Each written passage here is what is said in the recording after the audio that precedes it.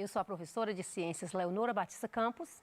Estou com você hoje para mais uma aula de Ciências e o tema de hoje, o tema da nossa aula é impactos ambientais por fenômenos naturais.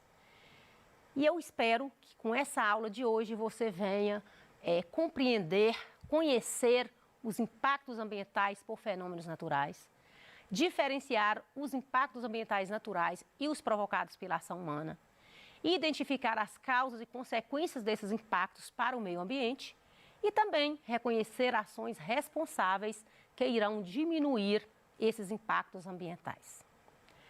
E hoje eu quero te perguntar, o que é impacto ambiental? O que você sabe sobre esse assunto? Então, o impacto ambiental é qualquer alteração significativa que ocorre no ambiente, podendo ser provocada pela ação humana ou até mesmo por fenômenos naturais. Então, nesse caso, você está diante de um impacto ambiental. E eu quero te perguntar, você conhece algum impacto ambiental que ocorreu aí na sua cidade? Você viu em algum noticiário falando, na própria internet, falando de algum impacto ambiental que ocorreu aqui no nosso estado, até mesmo no nosso país? É sobre esse assunto que a gente vai falar. Você que é aluno aí de Brumadinho, de Mariana, professor das escolas, você pai que pertence a essas cidades, você sabe do que eu estou falando. Porque nós recentemente tivemos aí dois impactos ambientais que trouxeram impactos tão grandes que a gente até fala que é um desastre ambiental. Então, esses desastres, esses impactos ocorrem pela ação humana. Mas como esse assunto é da próxima aula, hoje o nosso foco é falar sobre impactos ambientais provocados por fenômenos naturais. Vamos conhecer sobre esses impactos? Então, nós temos aí os furacões, terremotos, erupções vulcânicas, tsunamis, inundações, tempestades. Vamos falar um pouco de cada um. E, lógico, você vai observar que tem alguns desses fenômenos, desses impactos por fenômenos naturais, que não é muito comum você ver aqui no nosso país, que você sabe muito porque você pesquisa, você interage aí com os noticiários e você conhece sobre eles. Mas no nosso país, muitos impactos desses aí não acontecem. Então vamos aí, você já presenciou na sua cidade tempestades, inundações, que é ocasionada por fenômenos naturais.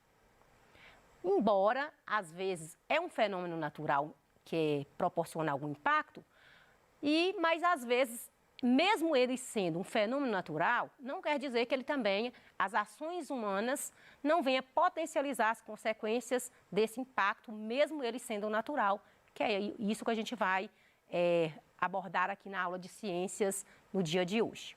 Então, vamos hoje falar um pouquinho sobre os furacões.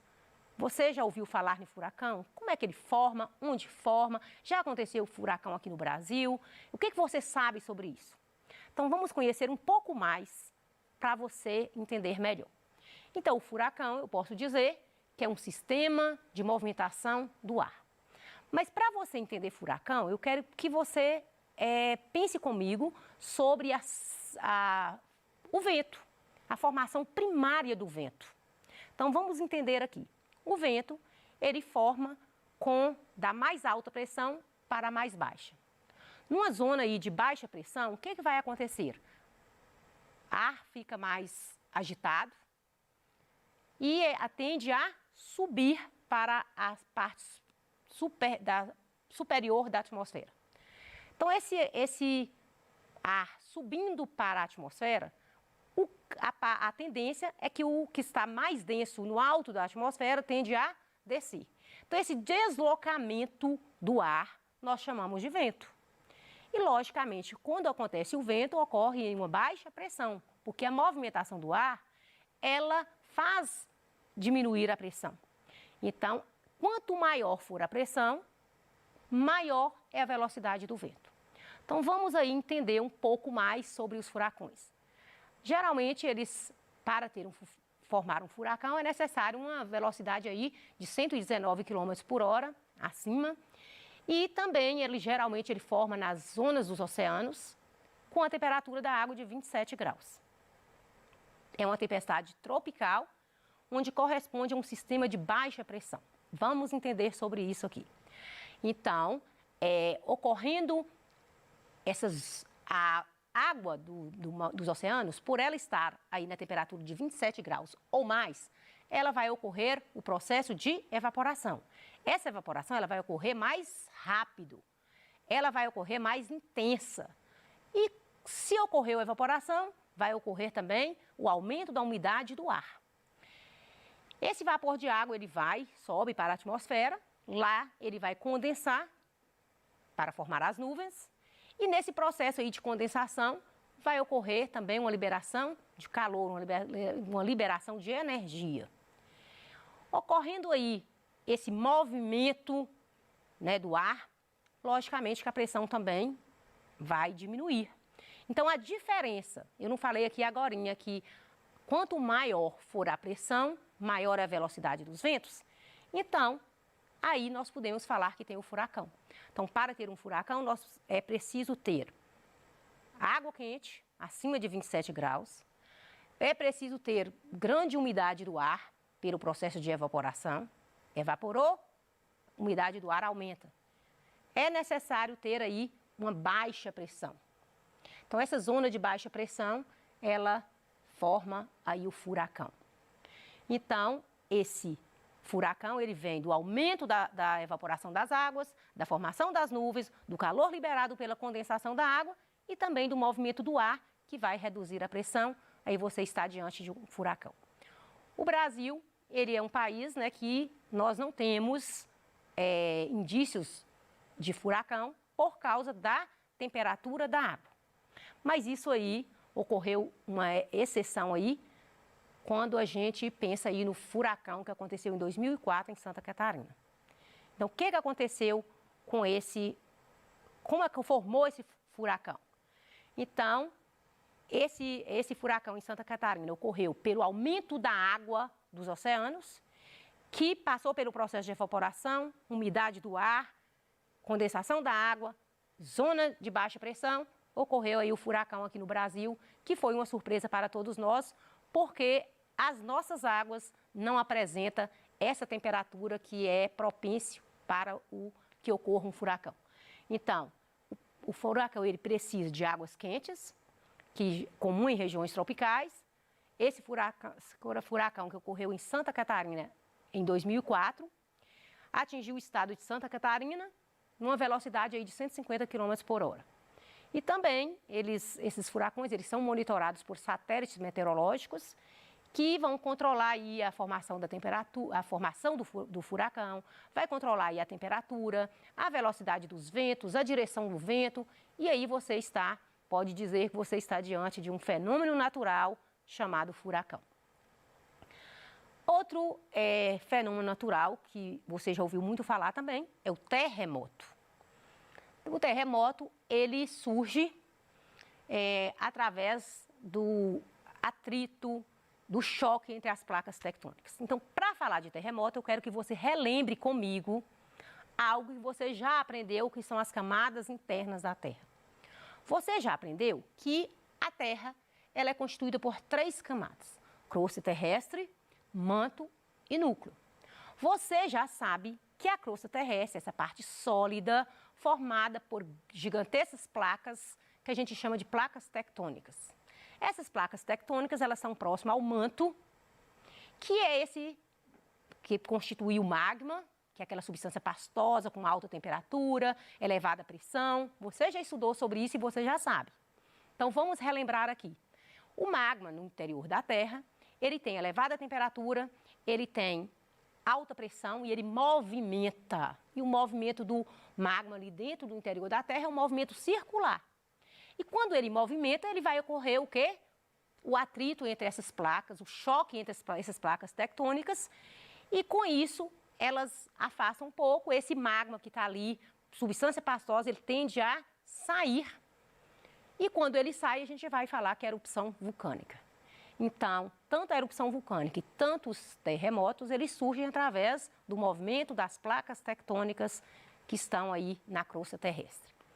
Então, essa energia liberada, né? Quando sai aí os terremotos, eles liberam grande quantidade de energia provocada por esses tremores aí na crosta terrestre. E existe uma escala para medir a intensidade de um terremoto que a gente chama de escala Richter. Ela mede a intensidade de um terremoto. Então, você já aprendeu que o terremoto, ele surge pelo movimento das placas tectônicas. Ocorreu o choque entre essas placas por causa do movimento do magma no centro da Terra.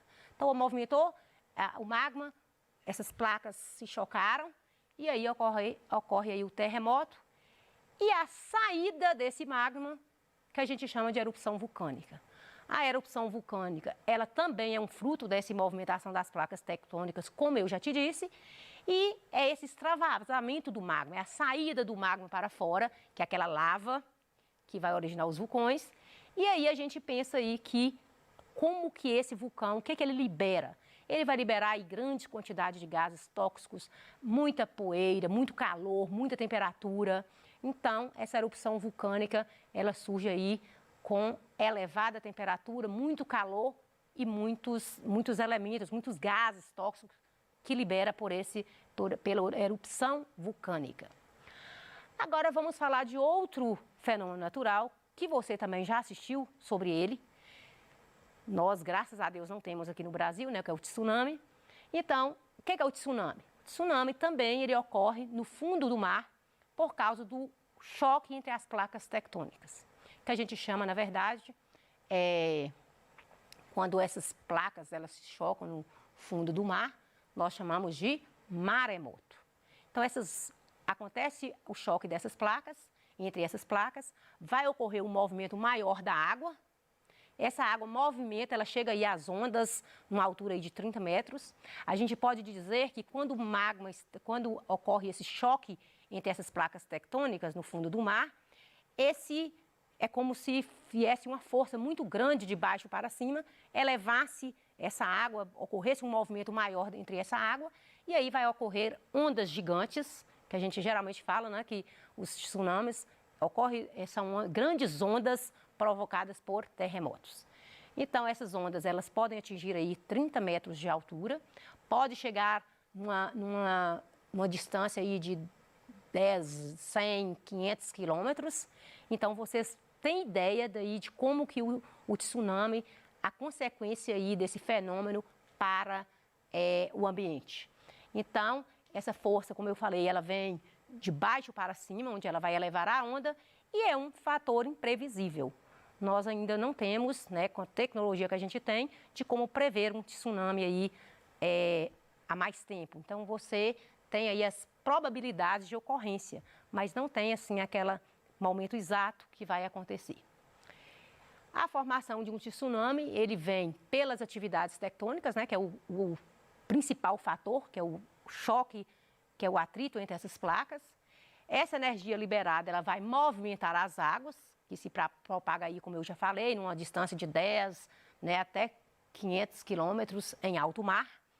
E essa formação dessas ondas gigantes, pelo fato da que a gente fala da altura dela, que é muito alta, e a grande velocidade que vem aí, que ela movimenta essas águas. E quando ela chega aí na parte do litoral, ela causa aí grandes danos, grandes inundações, grande destruição. Nós sabemos, já falei para vocês como é que forma o tsunami, que é pelo movimento das placas tectônicas e que nós não temos ainda como prever quando e onde vai acontecer. As tempestades, ela ocorre, também é um fenômeno natural, mas embora as tempestades sejam um fenômeno natural, isso não indica que o homem não tenha participação com as suas ações. Por quê? Porque as tempestades, elas são um grande volume de chuva, elas hoje com o aquecimento global, que nós já estudamos aqui na nossa aula de ciências, nós já falamos aqui do aquecimento global, nós já falamos do agravamento do efeito estufa. Então, esse aquecimento global, ele vai logicamente agravar aí essas condições climáticas, ele altera toda a climatologia e com certeza aí hoje a gente tem muito maior incidência de tempestade do que talvez antes. Então, essas tempestades, elas causam grandes estragos, porque geralmente ela vem acompanhada de fortes ventos.